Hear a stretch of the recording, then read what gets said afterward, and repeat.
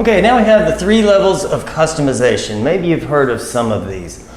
We have make to stock, assemble to order, and make to order. Now, I've heard about some of these in your project. When I was thinking your product was largely a make to stock product, some projects said we can customize. So here are the 3 levels of customization. A make to stock product, all the same product. There's no customization. It's things that you buy off the shelf at, say, the grocery store, hardware, or clothing. Mainly everything at the grocery store is make to stock. You don't get to tell the companies how you want your cereal or your mac and cheese. It's just they figure out a way, maybe a few different versions, and that's what you get. Then, also Big Mac, since we talk about burgers. Assemble to order. We have general parts, general product, customized at the end of the manufacturing process. So it's not, you can't just do anything, but there is limited customization. You might think of Dell computers. If you've heard of Dell computers, back in the day, I think it went like this. The computers were new. It was a new thing, right? And everybody in the world was going to get a computer.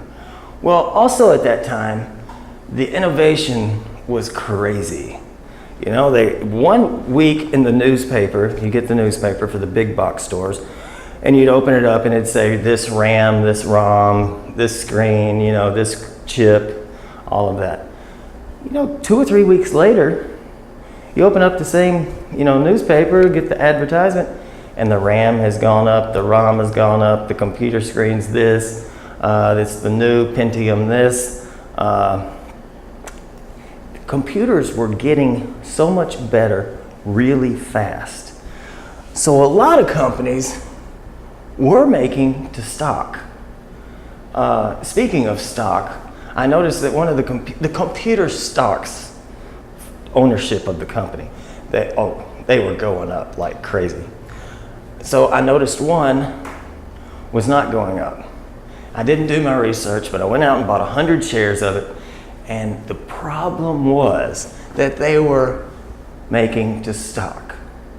Meaning they would build a computer with the latest gizmos, and they would build 500,000 of them, and then ship them out to all the stores.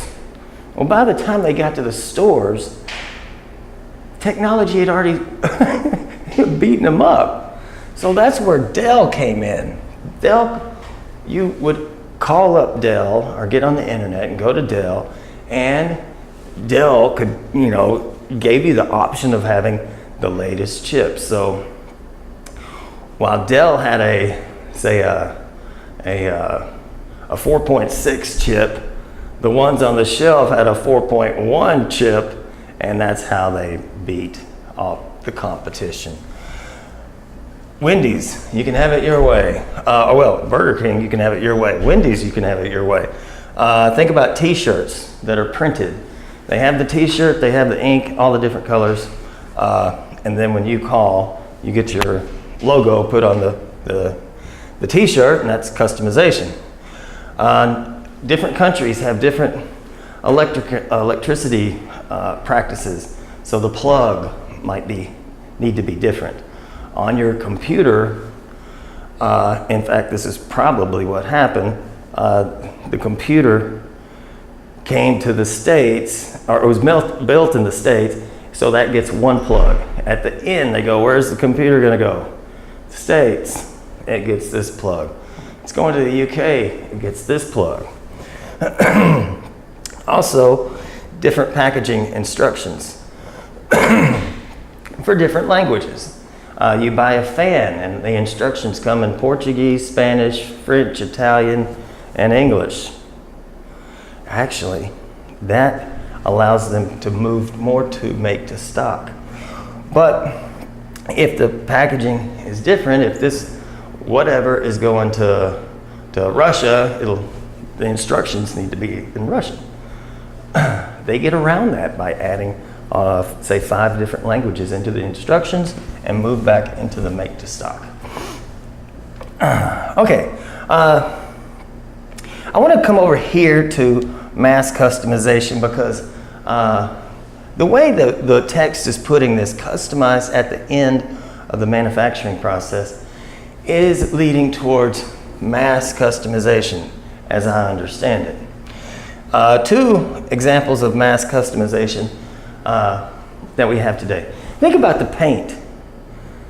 Used to, you go to the store and there'd be yellow paint, there'd be red paint, blue paint, green paint.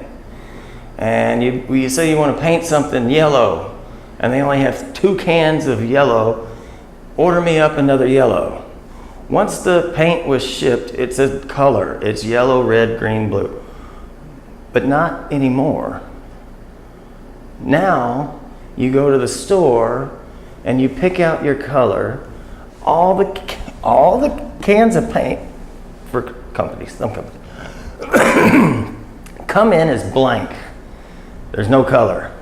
And right at the end, in the store, you put the blend of colors, they shake it up, and now you've got burgundy or whatever.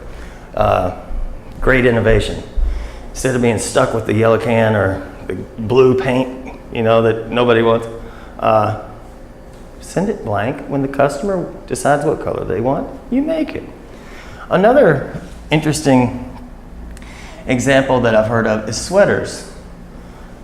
The company will build a bunch of sweaters, and they're all white. All the sweaters are white. So there's a warehouse full of white sweaters. Now it's Valentine's Day, and people order online for Valentine's sweaters. I don't know why you'd want a sweater at Valentine's. Well, you order it up. They dye the sweater red with a big pink heart, and it's a Valentine's sweater. If they didn't make a bunch of Valentine's sweaters that didn't sell. They're waiting for the orders to come in. So now it's Easter. People order up the Easter sweater. They just go get the blank sweater, dye it with the bunny on there. Okay, and then we have make to order. Highly customized after the customer orders. We can't start work because it's going to be customized. We have to wait till the customer orders. We might be using standard components or customized components, and it's very customer specific. When you think of building a house, you see those shows where they have the big boats, the yachts, with all the TVs dropping from all the ceilings.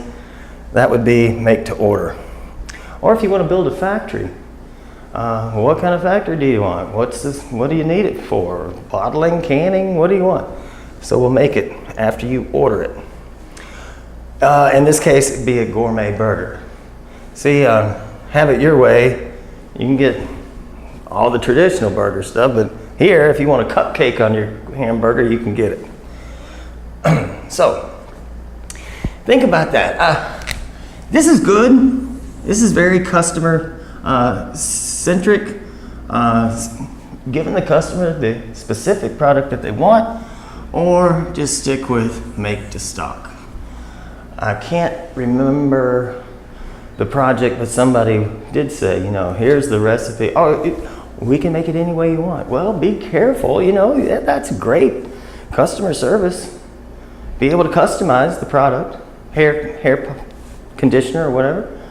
But at the same time, keep in mind if 100 people order a slightly different version, it's going to throw things off. So, I don't think Marie Sharp could handle little customization jobs. She can handle big ones, but not little ones. Okay, so there we go. Make to stock, no customization. Do your market research, find out what the general public wants or a market niche wants, market segment wants, and make it, or we have assemble to order. And for the rare occasions, I don't think this applies to us. A cake making. You see those shows on TV where they make a cake look like a race car. See? Make to order. Okay, there we go. Simple, but think about it.